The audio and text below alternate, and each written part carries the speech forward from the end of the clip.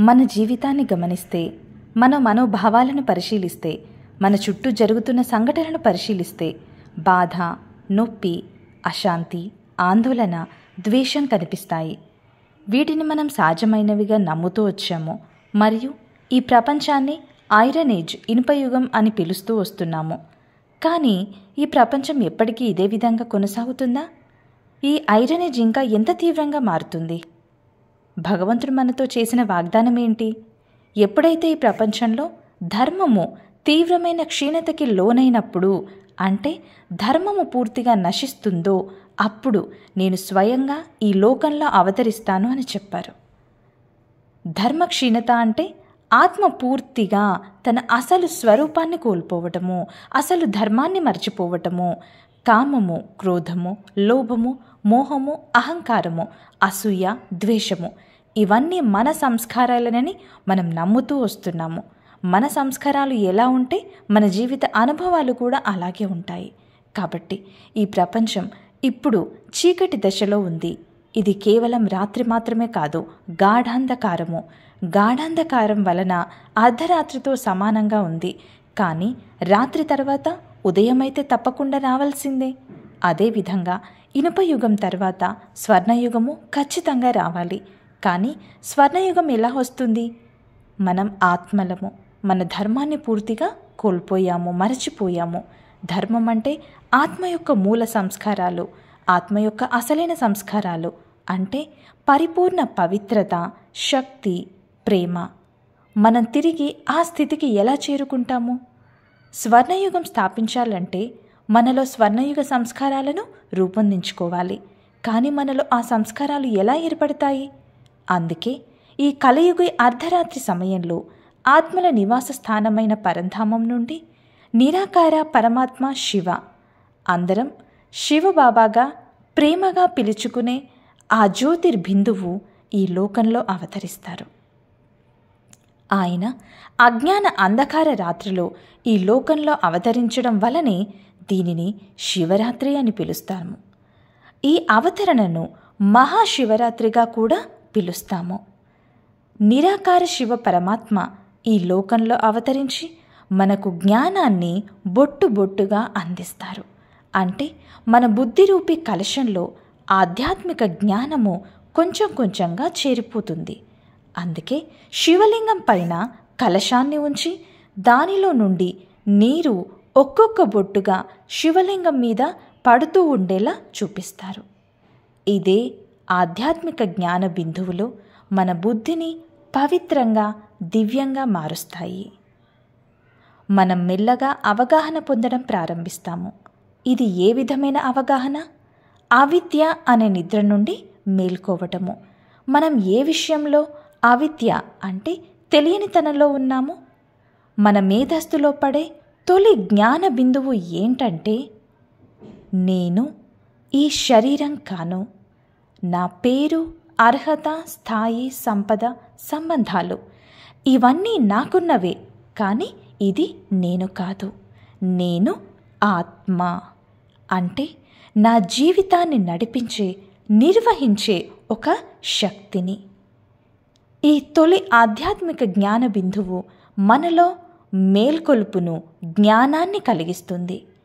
మనం అజ్ఞాన అంధకారము అనే నిద్రలో ఉన్నాము, కానీ ఇప్పుడు మేల్కొంటున్నాము. మనం ఈ గుర్తింపులను, ఏవైతే మన పేరు, స్థాయి, సంబంధాలనే నేను అనుకుని వస్తున్నామో ఇదంతా ఒక భ్రమ. రెండో ఆధ్యాత్మిక జ్ఞాన బిందువు ప్రస్తుత కాలం మరియు ప్రపంచ మార్పు గురించి తెలియజేస్తుంది. ప్రస్తుతం మనం కలియుగంలో ఉన్నాము, కానీ త్వరలోనే మనమంతా కలిసి సత్యయుగాన్ని, సువర్ణ యుగాన్ని నిర్మించాల్సి ఉంటుంది. అందుకే భగవంతుడు స్వయంగా ఈ లోకంలో అవతరించి కాలచక్రం గురించి జ్ఞానం అందిస్తున్నారు.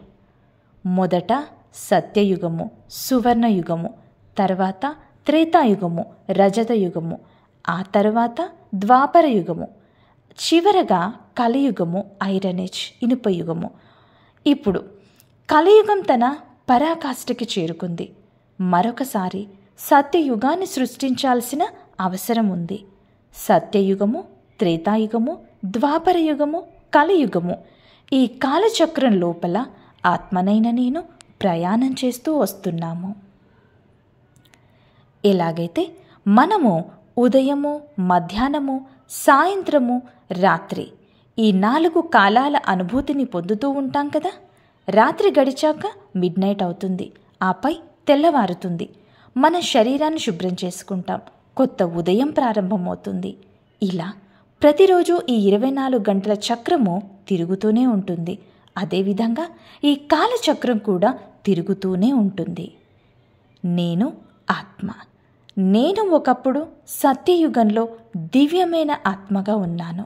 కానీ నా స్థితి తగ్గిపోతూ వచ్చింది. అదే నేను ఇప్పుడు కలియుగంలో ఉన్నాను.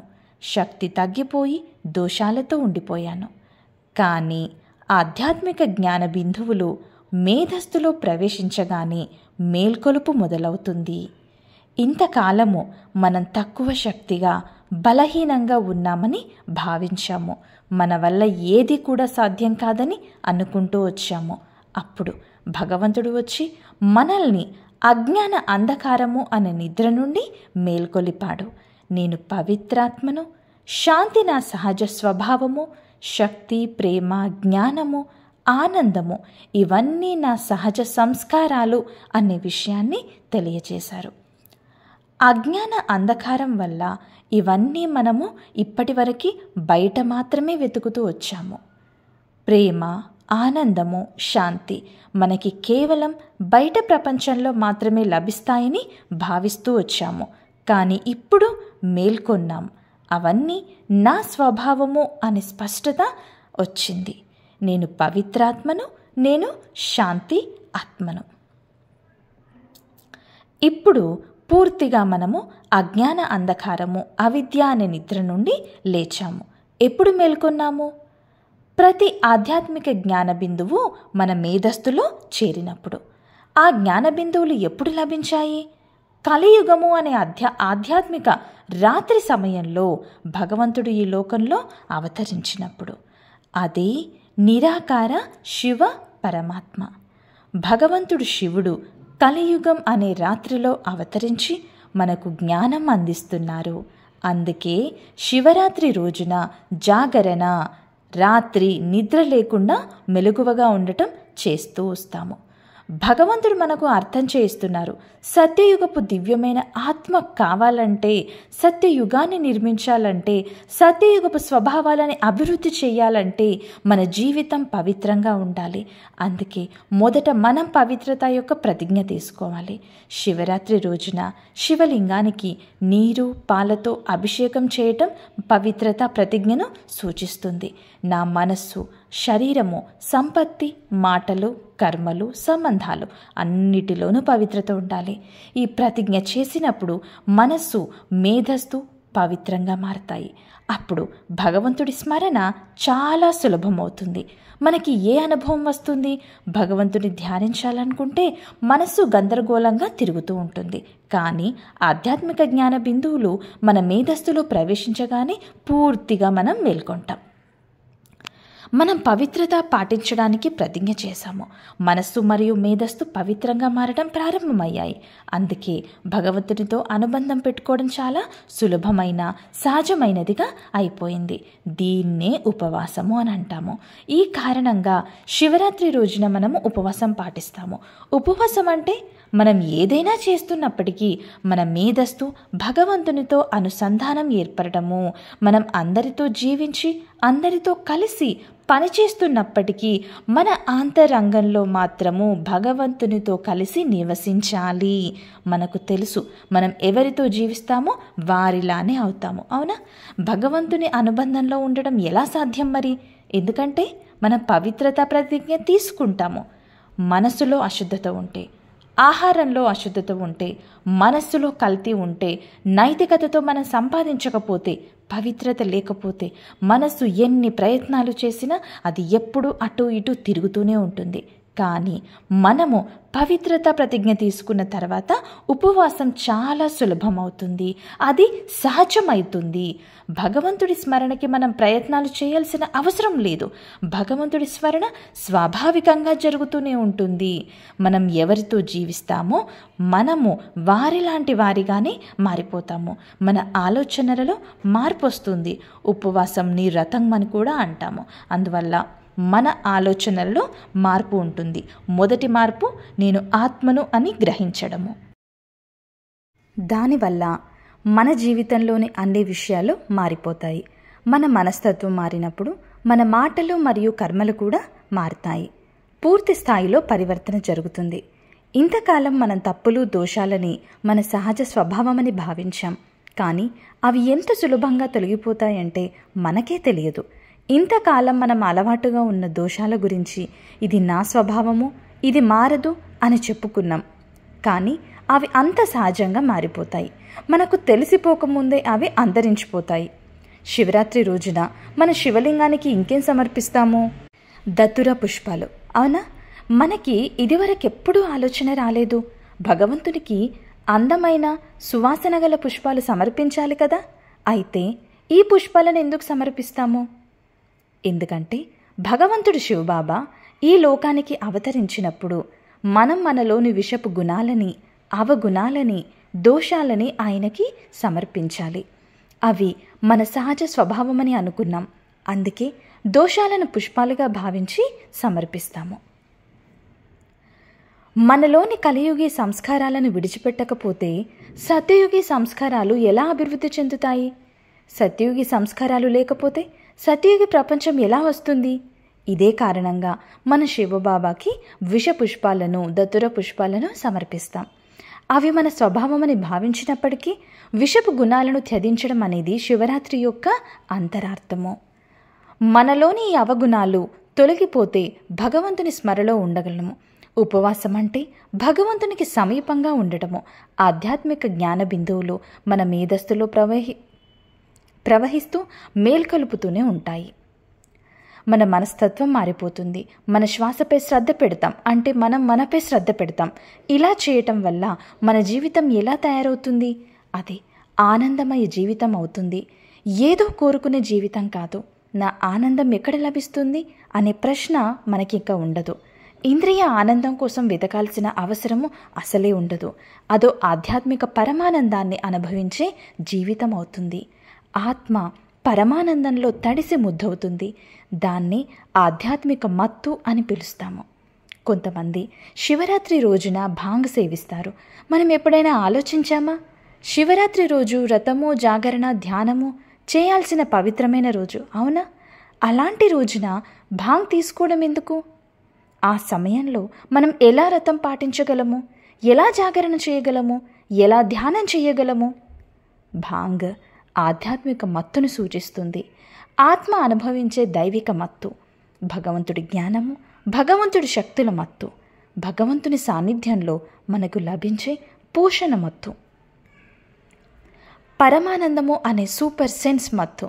ఇది ఒకరోజు మాత్రమే ఉండేది కాదు, మన జీవితాంతం నిరంతరం మనలో కొనసాగుతుంది. కాబట్టి నేడు మనం ఒక ప్రతిజ్ఞ చేద్దాము. ఈ కలియుగి పరాకాష్ఠ సమయంలో నిరాకార పరమాత్మ భగవంతుడు శివబాబా ఈ లోకానికి అవతరించారని తెలుసుకున్నాము. కోట్లలో కొందరు, కోటి కంటే కూడా కొంతమంది మాత్రమే ఈ విషయాన్ని గ్రహించారు. కానీ మనము ఆ కొద్ది మందిలో ఆత్మలలో ఒకరము. మనం భగవంతుడిని గుర్తించాము. భగవంతుణ్ణి గుర్తించే పద్ధతి ఏంటి? చాలా సులభము. ఆయన మనకి అందించే ఆధ్యాత్మిక జ్ఞాన బిందువులను స్వీకరించడము. అదే మనం వేసే మొట్టమొదటి అడుగు. భగవంతుడి జ్ఞాన బిందువులను స్వీకరించడం ప్రారంభిద్దామా? మరి ఎప్పుడైతే మనం ఆధ్యాత్మిక జ్ఞానం స్వీకరించడం ప్రారంభిస్తామో అప్పుడు మన మేధస్సులో పవిత్రత సహజంగా ఏర్పడుతుంది. మెల్లగా మేల్కొలుపు జరుగుతూ ఉంటుంది. ఈ మేల్కొలుపు ఒక్కరోజు మాత్రమే కాదు, జీవితాంతం ఉండే మేల్కొలుపు. మన పాత సంస్కారాలు, పాత ఆలోచనల నుండి మేల్కొలుపు, అవిద్య అనే నిద్ర నుంచి మేల్కొలుపు. కాబట్టి మీరు ఎక్కడ ఉన్నా సరే మీ సమీపంలోనే ఒక భగవంతుని సేవా కేంద్రం ఉంటుంది. ఇది భగవంతుని తరపున అందరికీ అందించే ఆహ్వానము. రాజయోగ ధ్యాన కేంద్రాలు లేదా బ్రహ్మకుమారిస్ ధ్యాన కేంద్రాలు భగవంతుని జ్ఞానాన్ని అందించే ప్రదేశాలు.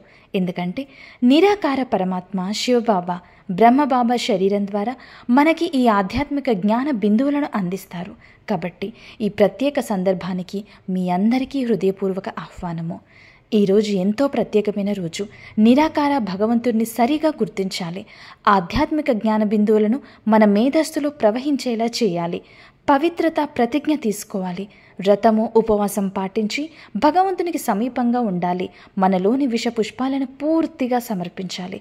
కేవలం ఒక్కసారి సేవా కేంద్రానికి వచ్చి చూడండి. ఈ కలయుగి పరాకష్ట సమయంలో భగవంతుడు మనకి ఈ జ్ఞానం ఎలా అందిస్తున్నాడు అనేది తెలుసుకోండి. ఒక్కసారి ఈ అవగాహన వచ్చాక భగవంతుడిని మీరందరూ కూడా తప్పకుండా గుర్తిస్తారు. మనలో ఇంత గొప్ప పరివర్తన వస్తుంది. మన ఆధ్యాత్మిక మత్తు జీవనశైలిగా మారుతుంది. మన సంస్కారాలు మారిపోతాయి. మనమందరం కలిసి ఈ లోకాన్ని కూడా మారుస్తాము. కలియుగాన్ని పూర్తిగా ముగించి దైవిక సత్యయుగి ప్రపంచాన్ని తిరిగి స్థాపించాలి. అందరం కలిసి ఈ సువర్ణ యుగ ప్రపంచాన్ని నిర్మించాలి. ఓం శాంతి.